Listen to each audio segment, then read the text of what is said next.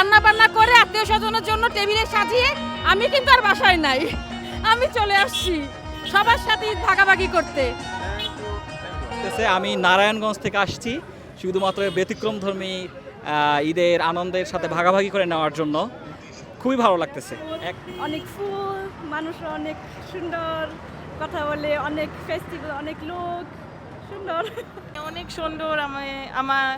আমি অনেক পছন্দ করি, আর হ্যাঁ অনেক ফান, এখানে অনেক ফান। আগে ছিল অ্যাকচুয়ালি ঈদের নামাজ পড়ে বাসা চলে যেতাম, টিভি দেখতাম, ফ্যামিলির সঙ্গে সময় দিতাম। তো এখন এরকম ওপেন প্লেসে হাজারো মানুষের সঙ্গে ঈদের শুভেচ্ছা বিনিময় করলাম।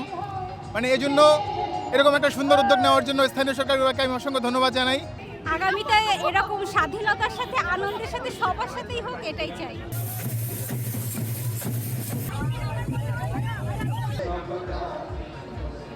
মেয়ে নিয়ে আসছি, বোন নিয়ে আসছি, আমার খুবই আনন্দ লাগতেছে। ঈদগাহে এসে ঈদের জামাত আদায় করলাম, র্যালিতে আসলাম ঘোরাঘুরিতে করে, খুবই ভালো লাগছে আমার আজকে।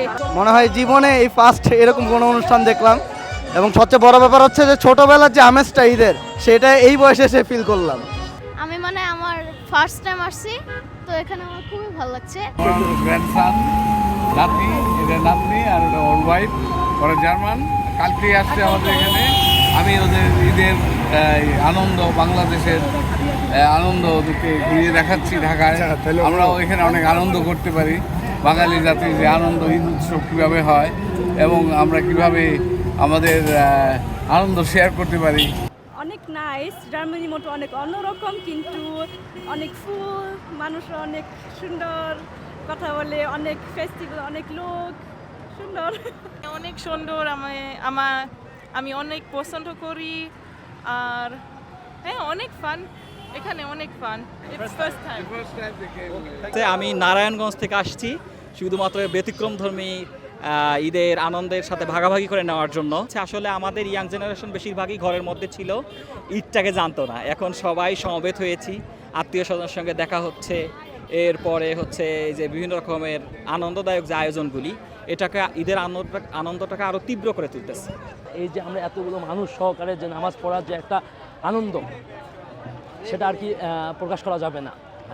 আর আপনারা দেখেছেন যে আমরা হয়তো হচ্ছে নামাজ শেষে মিছিল যখন হয়, আমরা আমাদের বন্ধুবান্ধবের পক্ষ থেকে আমরা মনে করলাম যে যেহেতু আমরা বাংলার ঐতিহ্যে যে আগে যেমন ঈদ করার পর মিছিল বের হতো, যেহেতু মিছিল বের হইতেছে, যে আমরা সেই ঐতিহ্যের কোনো খাবার আমরা হয়তো সে আমাদের সামর্থ্য অনুযায়ী আমরা প্রদান করতে পারি কি না, বা এটা আমাদের ভালোবাসা আমরা প্রদান করতে পারি কি না পারি, সেখান থেকে আমাদেরকে এই আইডিয়া হইতেছে খুরমা খেজুরগুলা। আর যখন খুরমা খেজুরগুলা এলাম তখন আর কি অনেক ভালো লাগতেছে। যেখানে আমরা নামাজ পড়ি না কেন, এই মিছিলটা আমরা খুব একটা দেখি না।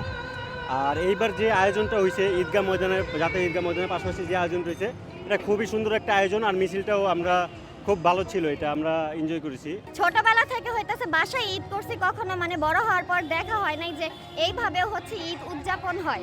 আমরা টিভিতে দেখেছি, যেটা এটা আজকে আমরা বাস্তবে সরাসরি নিজেরাও কাজ করতে পারছি, এবং আমরা এই আয়োজনটার মধ্যে আমরা ঢুকতে পেরেছি, এবং আমরা অনেক আনন্দিত, যেটা আমরা একদম ফার্স্ট টাইম আমরা এরকম একটা প্রোগ্রামে অ্যাটেন্ড করতে পেরেছি। ঈদ জামাতের পরে র্যালি করলাম, মানে একটা অন্যরকম আনন্দ। আগে ছিল অ্যাকচুয়ালি ঈদের নামাজ পড়ে বাসা চলে যেতাম, টিভি দেখতাম, ফ্যামিলির সঙ্গে সময় দিতাম। তো এখন এরকম ওপেন প্লেসে হাজারো মানুষের সঙ্গে ঈদের শুভেচ্ছা বিনিময় করলাম। মানে এই জন্য এরকম একটা সুন্দর উদ্যোগ নেওয়ার জন্য স্থানীয় সরকারকে আমি অসংখ্য ধন্যবাদ জানাই।